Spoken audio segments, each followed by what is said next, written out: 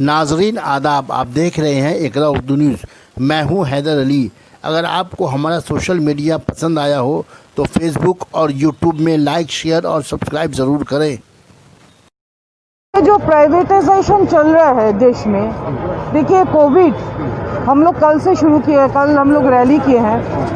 Covid चलते हुए हम लोग रास्ते में ही थे और आज हम लोग मजबूर हुए हैं क्योंकि केंद्र सरकार हम लोगों को मजबूर किया है रास्ते में उतारने के लिए। लेकिन हम लोग कह दिए थे कि पर वार्ड से 10 आदमी आएंगे, उससे ज़्यादा नहीं आएंगे क्योंकि कोविड का ये सब चल रहा है एवं सभी को मास्क पहनना ज़रूरी है। तो सभी हमारी जो कर्मियां हैं सभी मास्क पहने हुए हैं।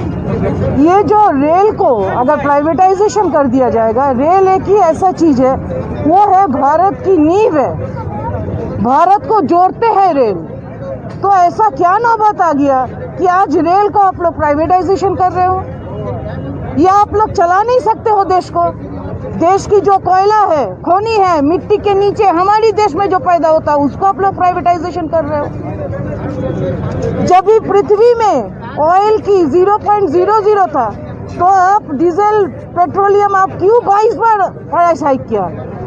तो तृणमूल कांग्रेस जो हमारी नेत्री है, जो चीफ मिनिस्टर, बंगाल की चीफ मिनिस्टर ममता बनर्जी, आम जनता का ऊपर अगर कष्ट होगा तो ये तृणमूल कांग्रेस ममता बनर्जी की नीति है कि हम लोग रास्ते में रहेंगे।